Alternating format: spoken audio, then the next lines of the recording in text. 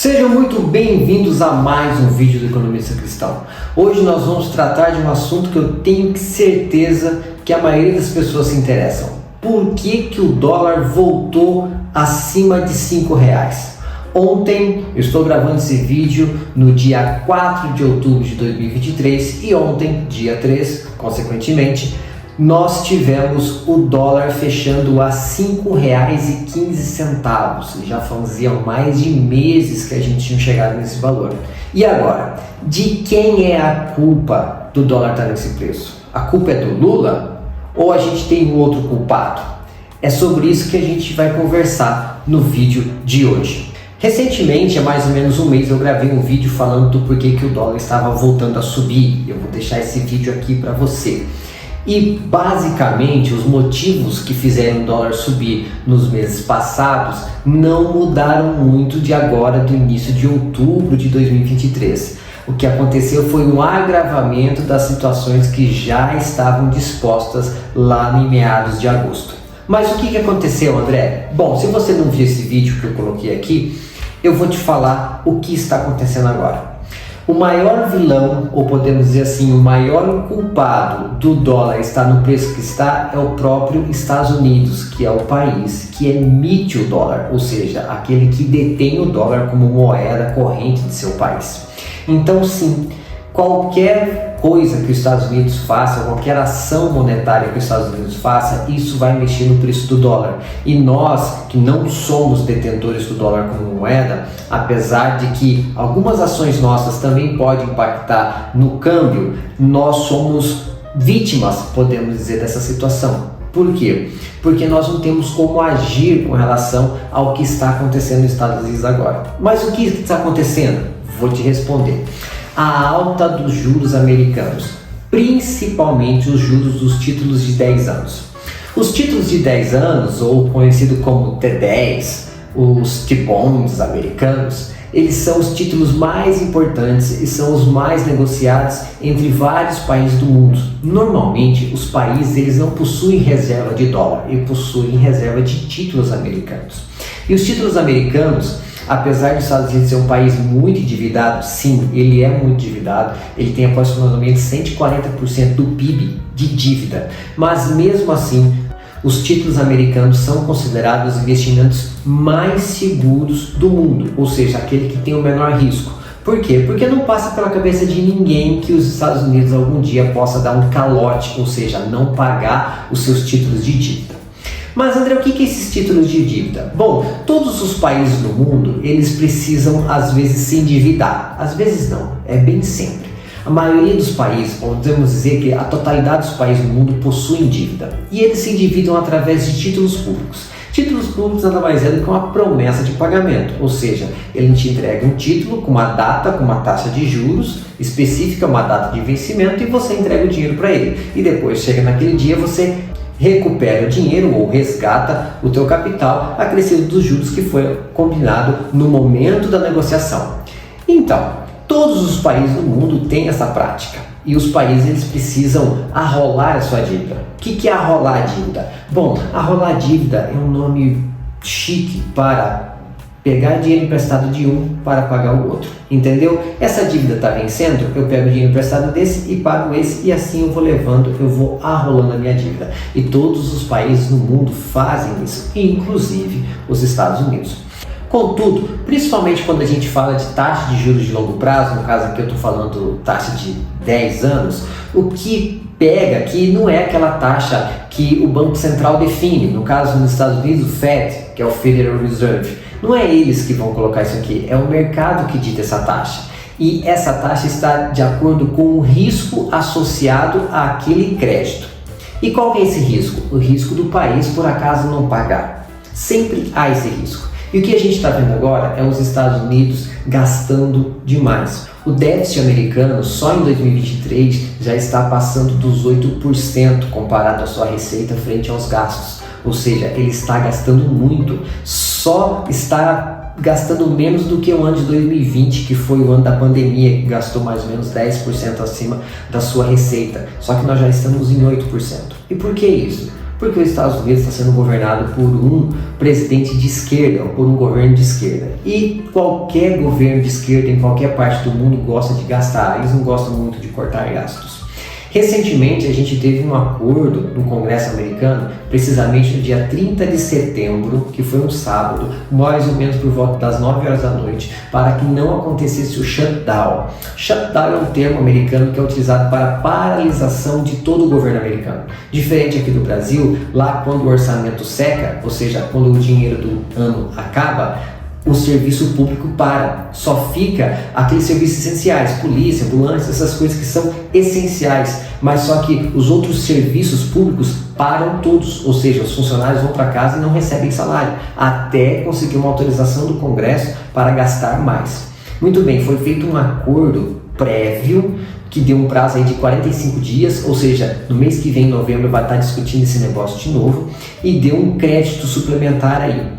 O que o mercado já entendeu? Ou seja, se vai ter mais gastos, vai se endividar mais. Se vai se endividar mais, o risco aumenta. Se o risco aumenta, eu cobro mais juros. Ou seja, os juros dos títulos de 10 anos dos Estados Unidos chegaram ontem a 4,8% ao ano. André, mas só que isso é pouco, aqui no Brasil o juro está 12%? Então, para Estados Unidos não é pouco não, na verdade é muita coisa. Faz mais de 15 anos que os juros americanos de 10 anos não chegam nesse patamar. A última vez que chegou nesse patamar foi antes da crise do subprime, lá em 2008, você lembra? Então, faz um tempo. E isso está mexendo com os juros do mundo todo. Mas André, por quê? Se o problema é nos Estados Unidos, o que está acontecendo aqui no Brasil? Por que isso impacta a gente? Impacta a gente e faz o dólar subir porque lembra que eu falei que os títulos americanos são os títulos mais seguros ou aqueles com menor risco? Apesar de todo esse imbróglio que está acontecendo nos Estados Unidos, sim, eles ainda continuam sendo os títulos mais seguros. E os investidores do mundo olham assim, se os Estados Unidos estão pagando 4,8% em 10 anos, então eu vou lá aplicar meu dinheiro lá e ganhar em dólar. Só que para você comprar título público americano, você precisa trocar a moeda para dólar. Então tem muitos investidores que às vezes estavam investidos nos nossos títulos públicos brasileiros, e eles pegaram, venderam os títulos públicos brasileiros e trocaram o real para dólar e foi lá e comprou dólar, e o dólar fez isso aqui, ó, subiu, e nós estamos a R$ 5,15. André, mas isso aconteceu só no Brasil? Não, não aconteceu só no Brasil. Vários países no mundo estão sofrendo a mesma coisa que o Brasil está sofrendo agora, ou seja, uma desvalorização cambial da sua moeda doméstica. Principalmente nos países emergentes, como Brasil, México, Colômbia, ou seja, nossos vizinhos aqui e os países que têm mais ou menos uma economia da mesma estrutura que a nossa. Então, a culpa aqui, por mais que talvez você possa pensar que seria do governo federal, não é. Posso dizer para você que o governo federal tem uma parcela pequena de culpa aqui. Qual a parcela? Gastos excessivos. É a mesma questão lá dos Estados Unidos. O nosso governo está gastando bem mais do que deveria. O déficit público só no ano 2023 já passou os 100 bilhões de reais e isso está crescendo até o final do ano.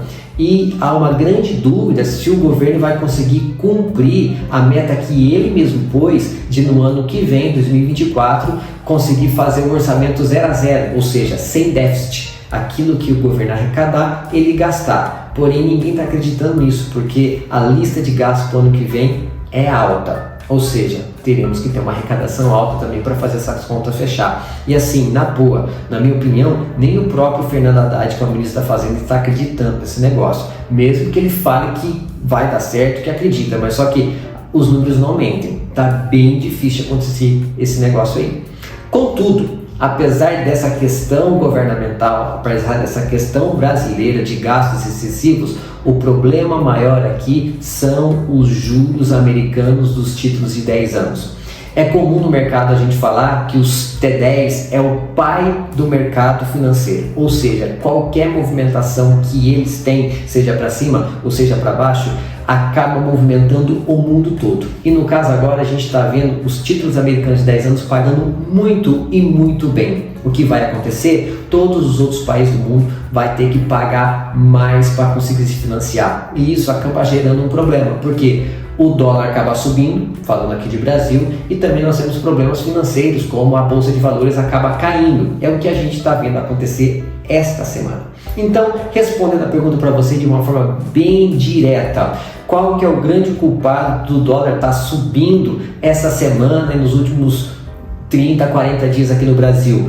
Basicamente é a própria economia americana, tá? O governo americano gastando demais e tendo que emprestar mais dinheiro para financiar suas dívidas, para financiar os seus gastos. E isso está fazendo com que os títulos de 10 anos, ou seja, com prazo de vencimento de 10 anos lá dos Estados Unidos, esteja com juros muito altos, comparando com a sua série histórica. Esse é o grande culpado. É lógico, meu amigo, não existe apenas uma variável que faz mexer todo esse mercado global quando a gente fala de economia. Nunca é uma variável, mas só que nessa questão é certeza que essa é a principal variável, é o que está fazendo todos os países no mundo perder valor com a sua moeda frente ao dólar, e não está sendo diferente aqui no nosso Brasil brasileiro.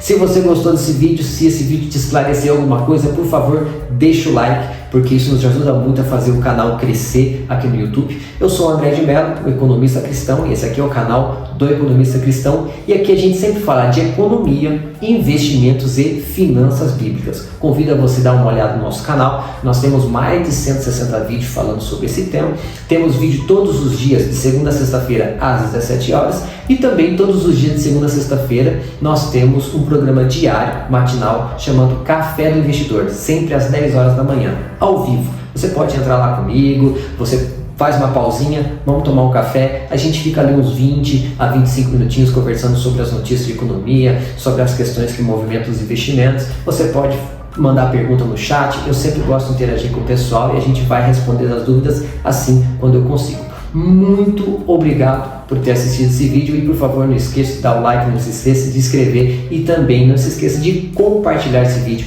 com outras pessoas que você conhece que por acaso têm interesse nesse assunto de economia, investimentos e finanças bíblicas, e te aguardo no próximo vídeo do Economista Cristão.